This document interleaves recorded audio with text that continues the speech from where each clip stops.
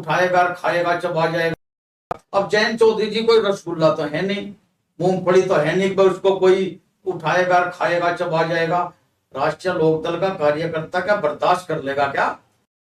अब जयंत चौधरी जी कोई रसगुल्ला तो है नहीं, मूंगफली तो है नहीं कि उसको कोई उठाएगा, खाएगा, चबा जाएगा। राष्ट्रीय लोकदल का कार्यकर्ता क्या बर्दाश्त। अब जयंत चौधरी जी कोई रसगुल्ला तो है नहीं, मूंगफली तो है नहीं कि उसको कोई उठाएगा, खाएगा, चबा जाएगा। राष्ट्रीय लोकदल का कार्यकर्ता क्या बर्दाश्त कर लेगा क्या कि जयंत चौधरी पे कोई उंगली उठे? उंगली कोई बर्दाश्त नहीं करता। नमस्कार दोस्तों, आज हम बात करेंगे इस ऐसी राजनीतिक सियासत की जिसने पूरे देश भर में हलचल मचा दी है। जैसे आप जानते होंगे, सुबह से ही चर्चाओं में एक बड़ी खबर आ रही है कि राष्ट्रीय लोकदल के सुप्रीमो और केंद्रीय मंत्री जयंत चौधरी को एक धमकी मिली है। और जब से यह खबर फैली है तो पूरे देश में जो उनके समर्थक हैं उनमें एक आक्रोश दिखाई दे रहा है। आपको बता दें, यह धमकी बताया जा रहा है कि उनको पहले व्हाट्सएप पर मैसेज भेजा गया, उनके जो निजी सचिव है उनको भी कॉल आया, जिसके बाद उन्होंने दिल्ली पुलिस को शिकायत की और दिल्ली पुलिस ने इस मामले में एफआईआर दर्ज कर ली। दिल्ली के साथ साथ बागपत में भी कार्यकर्ताओं में आक्रोश दिखाई दे रहा है, क्योंकि आप जानते हैं कि बागपत को ही राष्ट्रीय लोकदल का गढ़ कहा जाता है और बागपत के लोग जयंत चौधरी के लिए अपनी जान दांव पर लगाने की बात भी करते हैं, उनके लिए अपना खून बहाने की बात भी करते हैं। और अगर जयंत चौधरी पर जरा सी भी आंच आ जाए तो यहां के लोग बड़ा आंदोलन करने की भी हिम्मत रखते हैं। सुबह से चर्चाओं का दौर जारी है, तो हमने भी समझा कि इस विषय पर एक चर्चा की जाए और सार्थक चर्चा की जाए। तो आज हमारे साथ हमारे स्टूडियो में मौजूद हैं भारतीय किसान यूनियन के प्रदेश प्रवक्ता और अखिल भारतीय जाट महासभा के सचिव, वैसे राष्ट्रीय लोकदल से भी बचपन से जुड़े हुए हैं, परिचय के मोहताज नहीं है। इनका नाम विनोद खेड़ा है। तो मैं सबसे पहले विनोद जी, आपका स्वागत है हमारे स्टूडियो में। आपके स्टूडियो में हम भी आपका स्वागत करते हैं और आपके चैनल को देखने वाले सभी दर्शकों को मेरा हाथ जोड़ करके नमस्कार। विनोद जी, जैसे सुबह से ही चर्चा है कि जयंत चौधरी को एक धमकी मिली है, व्हाट्सएप पे मैसेज भी आया है, फोन कॉल भी आई है, और उसके बाद इस धमकी को आप किस तरीके से देखते हैं? देखिए, ये अति गंभीर मसला है और विचारणीय मसला है। जयंत चौधरी जी एक बहुत बड़ी शख्सियत के वारिस हैं और देश की 73% जो जनसंख्या देहात में रहती है, किसान मजदूर जी, जयंत सिंह जी उनका प्रतिनिधित्व करते हैं। ये तो व्हाट्सएप कॉल और वो आप जो बता रहे निजी सचिव विश्वेंद्र जी ने इसमें एफआईआर भी लॉन्च कराई है जुगलक रोड थाने में। आपको पीछे याद होगा कि जब जयंत चौधरी जी पर हाथरस में लाठीचार्ज हुआ था, पुलिस द्वारा हुआ था, और कार्यकर्ताओं ने जयंत चौधरी जी को एक भी लाठी नहीं लगने दी थी।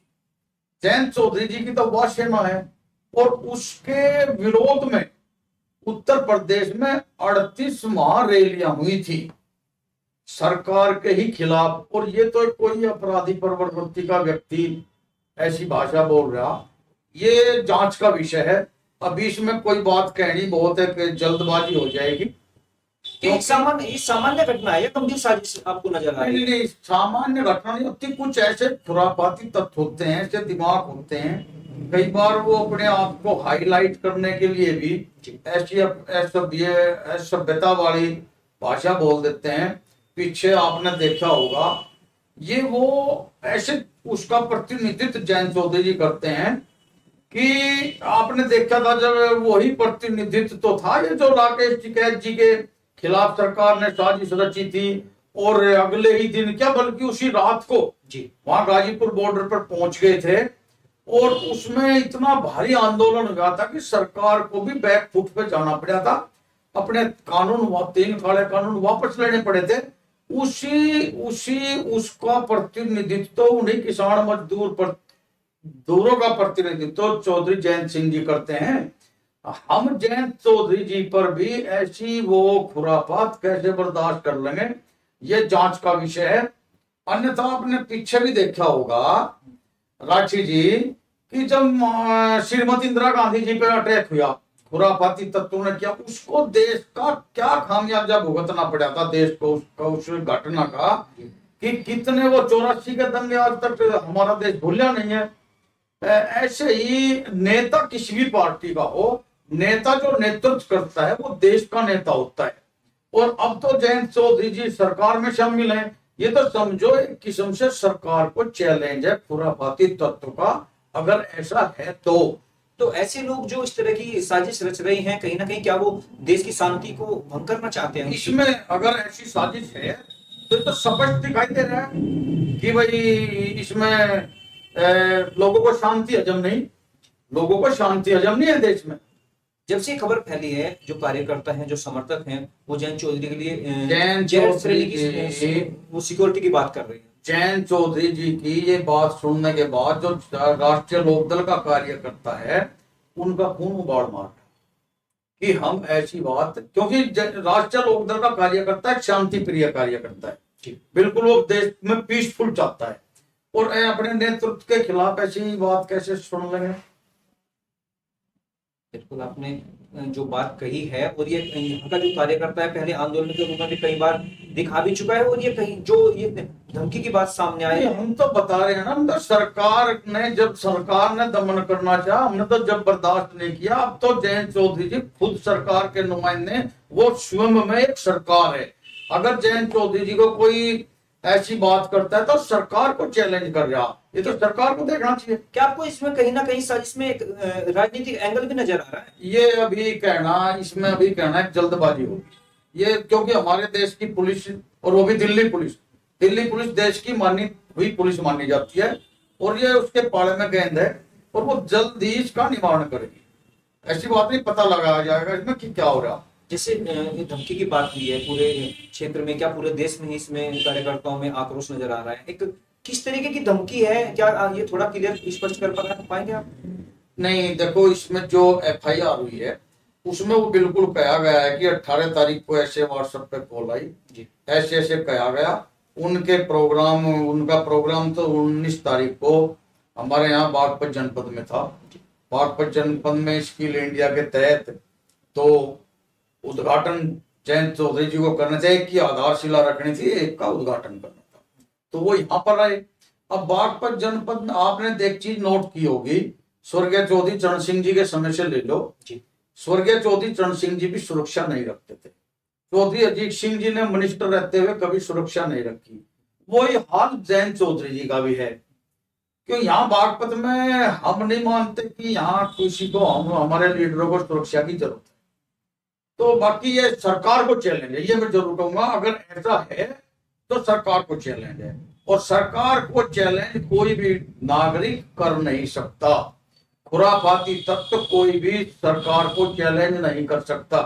जैसे अभी आपने कहा कि चौधरी, आपने किसान मसीहा चौधरी चरण सिंह का जिक्र किया, चौधरी अजीत सिंह का जिक्र किया, उन्होंने कहीं कभी श्रेणी की सुरक्षा नहीं रखी, और कहा जाता है कि बागपत जो राष्ट्रीय लोकदल का जो कार्यकर्ता है वो ही खुद जेड श्रेणी है जयंत चौधरी के लिए। तो बिल्कुल वो तो कई बार बागपत का कार्यकर्ता दिखा भी चुका है। हाथरस में बागपत के कार्यकर्ताओं ने लाठी खाई थी, दिखा चुका है, उसमें मुथरा के कार्यकर्ता भी थे। मैंने आपको यही तो बताया कि देश का 73% तबका जो ग्रामीण परिक्षेत्र में रहता है वो किसान मजदूर है, और वो सब जयंत चौधरी जी के सिपाही हैं। ये तो रही बागपत और आसपास के क्षेत्रों की बात। यहाँ पे तो कार्यकर्ता है और उनके समर्थक हैं, तो कहीं ना कहीं ये माना जा सकता है कि यहाँ पे कोई इस तरह की वारदात नहीं होगी। लेकिन ये जो अब तो केंद्रीय नेतृत्व चौधरी साहब कर रहे हैं ना, अब तो उनको देश से बाहर भी जाना पड़ता है। ये धमकी पश्चिम बंगाल से, बताओ वहां पे क्या लेना देना। तो ये तो मैं यही तो कह रहा हूँ ना कि ये तो सरकार को चैलेंज है ना भाई, ये सिर्फ जयंत चौधरी जी को चैलेंज नहीं है। जयंत चौधरी जी सरकार के नुमाइंदे हैं, और सरकार का प्रतिनिधित्व करते हैं, सरकार के मिनिस्टर हैं वो। ये तो सरकार को चैलेंज है। अगर ऐसा है तो सरकार खुद स्वयं इसका जवाब देगी, सरकार खुद भुगतभोगी बनेगी। आपकी नजर में क्या ये मामला हल्के में लेना चाहिए, इसको गंभीर लेना चाहिए? नहीं नहीं नहीं, मामला कोई भी हल्के में नहीं लेना चाहिए, क्योंकि खेत में ड्रावा भी खड़ा किया जाता है, उस ड्रावे को भी गंभीरता से लिया जाता है। जो पशु पक्षी भी होते हैं, हम तो इंसान हैं, पशु पक्षी भी होते हैं, वो भी उस ड्रावे को गंभीरता से लेते हैं कि कोई इंसान खड़ा है। जी। तो हल्के में नहीं लेनी चाहिए कोई चीज, इसकी तह पे पहुंचना चाहिए कि असलियत क्या है। ठीक कहा, कहीं ना कहीं आपने, ये चीजें होनी चाहिए, क्योंकि कोई भी मामला छोटा नहीं होता, और जब कोई घटना हो जाती है तो बाद में फिर पछताना रह जाता है। बिल्कुल अब बिल्कुल। विनोद जी, जैसे कहा जा रहा है कि कोई संदिग्ध गाड़ी थी जो उनके गेट पर लगातार 3 दिन तक रुकी रही, आती जाती रही, और उसमें ब्लैक शीशे थे। क्या ये सुरक्षा एजेंसियों की चुप नहीं माने, उसमें जांच नहीं होनी चाहिए? पहली तो बात यह है कि दिल्ली के अंदर ब्लैक शीशों की गाड़ी अगर घुसी है तो वो क्यों घुसी है? ब्लैक शीशों पे तो दिल्ली हो चाहे उत्तर प्रदेश हो, कहीं भी हो, जिन शीशों पे फिल्म चढ़ी है उनके चलान होते हैं। और वो सुरक्षा जो जहां पर जैन चौधरी जी तुगलक रोड पे रहते हैं, वो दिल्ली का दिल है, वो जगह दिल्ली का दिल है, वीआईपी इलाका है, वीआईपी इलाका है। वहां पर काला शीशों की गाड़ी कैसे पहुंच गई, ये तो अति विचारणीय विषय, ये मैं तो इसको चूक कहूंगा। तो चूक तो हुई है कहीं ना कहीं, व्हाट्सएप नंबर भी वहां तक पहुंचा होगा किसी ना किसी के जरिए। तो अब जैसे यहाँ के जो व्हाट्सएप नंबर कोई बड़ी चीज नहीं है आज के युग में, व्हाट्सएप नंबर बड़ी चीज है, लेकिन जो उनका एक कार्यक्रम था, जो आधिकारिक जो कार्यक्रम होते हैं, उसकी भी वहां तक सूचना पहुंच गई। आधिकारिक कार्यक्रम भी लिए जा सकते हैं, वो उनके दफ्तर से भी लिए जा सकते हैं, किसी कार्यकर्ता से भी लिए जा सकते हैं, और भी कुछ नहीं, आरएलडी ग्रुप पे भी कार्यक्रम लगा हुआ था, कार्यक्रम भी लेना कोई बड़ी बात नहीं है। बड़ी बात है उस व्हाट्सएप की भाषा, बड़ी बात है उस गाड़ी का वहां पहुंचना, बड़ी बात है बैक गेट पर इतने देर तक खड़े रहना। ये व्हाट्सएप नंबर कोई बड़ी बात नहीं, प्रोग्राम लेना कोई बड़ी बात नहीं। आपने कहीं ना कहीं सुरक्षा पे सवाल उठाए, सरकार पर भी सवाल है, क्योंकि सुरक्षा की जिम्मेवारी सरकार की होती है। तो आप फिलहाल सरकार से क्या मांग चाहते हैं इस मामले में, क्या चाहते हैं, क्या नहीं, सरकार तो इसको गंभीरता से लेगी, सरकार हल्के में नहीं लेगी। ये तो सरकार, ये सरकार के खिलाफ ही तो साजिश है। भाई जैन चौधरी जी कौन है? केंद्रीय सेंट्रल गवर्नमेंट में मिनिस्टर है, सेंट्रल गवर्नमेंट के कोई भी मिनिस्टर हो वो सरकार है, और ये सीधा सीधा सरकार को चैलेंज है। तो जैसे अभी आपने कहा कि सरकार इस पर कार्रवाई करेगी और संज्ञान में लेगी, कार्यकर्ताओं में जो आक्रोश नजर आ रहा है उसको आप किस तरीके से देखते हैं? कार्यकर्ता भी इसकी अभी इसका वो देख रहे हैं, जो जोश है कार्यकर्ताओं में, वो जोश बरकरार है। अभी सुरक्षा की जो जांच चल रही, कार्यकर्ता भी उस पॉइंट पर नजर रखे हैं, वो देख रहे हैं कि ये सच्चाई क्या सामने आती है। एक MV5 गन की बात भी आ रही है, ये क्या होती है, क्या थोड़ा क्लियर कर पाएंगे? MB5 गन एक CQB का हथियार है, एक ऑटोमेटिक गन है MB5। MB5 गन की पहुंच आम नागरिक को नहीं है, आम खुराफाती तत्व को MB5 की पहुंच नहीं है। MB5 गन हमारे भारत में तकरीबन ये 25 वर्षों से आई है, और ये पहले NSG या पैरामिलिट्री फोर्स में जो स्पेशल दस्ते हैं, अभी ये स्टेट गवर्नमेंट में जैसे STF है, ATS है, जो विशेष दस्ते हैं, जो रीढ़ है हमारे भारतवर्ष की रीढ़ है, चाहे पैरा कमांडो हैं, ये उनकी पहुंच में है। अभी ये आम सिपाही की पहुंच में नहीं है। और ये जो खुराफाती लोग हैं, इनकी तो पहुंच में है ही नहीं। पूरे प्रकरण में इस गन का जिक्र कैसे आया? भाई गन का जिक्र प्रकरण में इसलिए आया, कई बार खुराफाती लोग बड़ बोलने भी तो होते हैं ना जी, बड़ बोलने कि हम ऐसे कर देंगे, हम लाल किलो को उड़ा देंगे, हम फलाने को ये कर देंगे, हम फलाने को ये कर देंगे। ये कई बार बड़ बोलापन भी तो नुकसान का ही कारण होता है। और अगर MB5 गन किसी खुरापाती तत्व या उग्रवादी संगठन या अलगाववादी संगठन के पास है, तो ये अति चिंतनीय विषय है, ये सबकी पहुंच में नहीं है। देखिए प्रकरण तो बड़ा है, मामला भी संगीन है, क्योंकि एक केंद्रीय मिनिस्टर को इस तरह की धमकी देना, बिल्कुल बिल्कुल बड़ा प्रकरण है। जबकि मैं देश में शांति की बात कही जाती है और शांति है भी। अब छोटे छोटी घटनाएं बंद हो गई है, तो इतनी बड़ी वारदात को अंजाम देने की अगर कोई व्यक्ति सोच रहा है तो उसके पीछे कितनी बड़ी साजिश रही होगी, किस बिल्कुल व्यक्ति का उसके बिल्कुल विचार। मैं कह सकता हूँ ये कांटा डाल करके देखने वाली भी चाल हो सकती है। इस पे बहुत सरकार को बहुत संवेदनशील मुद्दा है। इस पे बहुत सोच समझ करके कदम उठाना पड़ेगा, इसकी तह तक जाना पड़ेगा। अब जयंत चौधरी जी कोई रसगुल्ला तो है नहीं, मूंगफली तो है नहीं कि उसको कोई उठाएगा खाएगा चबा जाएगा। राष्ट्रीय लोकदल का कार्यकर्ता क्या बर्दाश्त कर लेगा क्या कि जयंत चौधरी पे कोई उंगली उठे? उंगली कोई बर्दाश्त नहीं करता। ये तो सीधम सीध अगर अगर ये धमकी जान से मारने की है तो बर्दाश्त कर लेगा क्या राष्ट्रीय लोकदल का कार्यकर्ता? तो जैसे अभी आपने कहा कि हो सकता है कि कोई कांटा डाल के देखने की बात आ रही हो, कोई ये देख रहा हो कि देख इस तरह के अगर कोई मैसेज जाता है तो इसका देश में क्या प्रभाव पड़ता है। तो चीज और है कि लीडर बहुत सारे हैं, तो इसमें जयंत चौधरी को क्यों चुना गया, ये भी तो बड़ा ये ऐसा हमारे देहात में कहावत है कि एक किसान सो रहा था और वो सो रहा था और उसके छाती पे को सांप उतर के चला गया। तो उसने दूसरे आदमी ने कहा कि यार कोई बात नहीं, उतर के चलेगा, चले जाने तो अच्छा तो नहीं। बोले यार बात काटने की नहीं है, बात यह है कि रास्ता तो पा गया। अगर इस खुरापाती तत्व को, जिसका ये दिमाग की उपज है, अगर अभी नहीं रोका गया तो इसमें आपका नुकसान हो सकता है। तो रोकना तो पड़ेगा, सांप को रास्ता नहीं बनाने दिया जाएगा।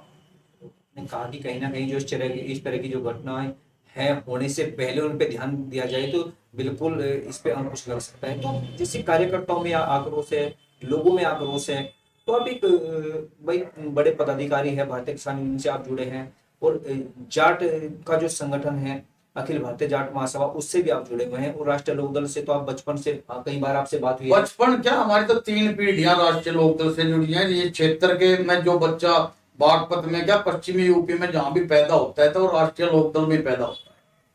ये अब तो वैसे ट्रेंड थोड़ा बदल चुका है पिछले लंबे समय से, 10-15 वर्षों से लोग बीजेपी के समर्थक भी है। वो देखो, वो तो समय कुछ समय आते हैं चले जाते हैं, मगर बागपत का नाम स्वर्गीय चौधरी चरण सिंह के नाम से जुड़ा रहेगा और लिया भी जाएगा। चाहे सरकारें किसी की आती हैं, सरकारें चली जाती हैं, मगर बागपत चौधरी चरण सिंह का ही नाम से पुकारा जाता है, पुकारा जाएगा। तो अंत में दर्शकों, जो दर्शक आपको सुन रहे हैं उनके लिए, और जो कार्यकर्ता आक्रोशित हैं उनके लिए आप क्या संदेश देना चाहेंगे? मैं यही संदेश दूंगा कि शांति बनाए रखें, अभी ज्यादा आक्रोश में आने की आवश्यकता नहीं है। सरकारें अपना काम कर रही हैं, सरकार की एजेंसी अपना काम कर रही हैं। जैसे ही एजेंसी जो इसको तथ्य को दूध का दूध पानी का पानी निकालेगी, अपना संयम से काम लें, बिल्कुल भी विचलित होने की आवश्यकता नहीं है। हमें भारत सरकार पे पूर्णतः विश्वास है, इस मामले में पुलिस अपना कार्य कर रही है। तो शुक्रिया हमारे साथ जुड़ने के लिए वरुण जी, आपका भी बहुत बहुत धन्यवाद। तो दर्शकों, अभी हमारे साथ जुड़े थे विनोद खेड़ा जी, जिनको आपने पहले भी भास्कर समाचार पर कई बार सुना होगा। वो अपनी जो इनकी लोकल की भाषा है उससे प्रचलित भाषा से फेमस हुए हैं। भास्कर समाचार पर कई बार इनके स्पीच भी आए हैं, डिबेट में भी इन्होंने अपना समय दिया है, और आज इन्होंने अपना समय दिया और इनसे बात की। जिस तरह से जयंत चौधरी को एक धमकी मिली पश्चिम बंगाल के व्यक्ति के द्वारा, तो इनका कहना है कि ये कोई साजिश भी हो सकती है देश में शांति भंग करने के लिए, या ऐसा भी हो सकता है कि किसी ने, जो खुरापाती लोगों ने कोई कांटा डाल के देखा हो कि इस तरह के अगर हम मैसेज छोड़ते हैं तो देश में क्या इसका मैसेज जाता है और क्या किस तरह की वहां पे हलचल होती है। और दूसरी बात, जेड शरीर की सुरक्षा को लेकर उन्होंने मांग की है कि सुरक्षा जरूरी है। आज के जो हालात है देश में शांति भरे हैं, लेकिन देश से अगर बाहर भी जाना पड़ता है और हर जगह जाना पड़ता है, केंद्र नेतृत्व निभा रहे हैं, तो जेड शरीर की सुरक्षा भी मिलनी चाहिए। और इनको सरकार पर भी भरोसा है। इन्होंने अपील की है कार्यकर्ताओं से, जो जब से घटना की मैसेज आया है तब से आक्रोशित है, तो इन्होंने एक मैसेज दिया है कि शांति बनाए रखे। सरकार पर इनको पूरा भरोसा है, हर कार्यकर्ता को भरोसा है कि सरकार इस मामले में कोई ठोस कदम जरूर उठाएगी। हालांकि जिस व्यक्ति ने ये मैसेज भेजकर धमकी दी है उसके खिलाफ FIR हो चुकी है, उसमें जांच जारी है। आप इजाजत दीजिए, नमस्कार।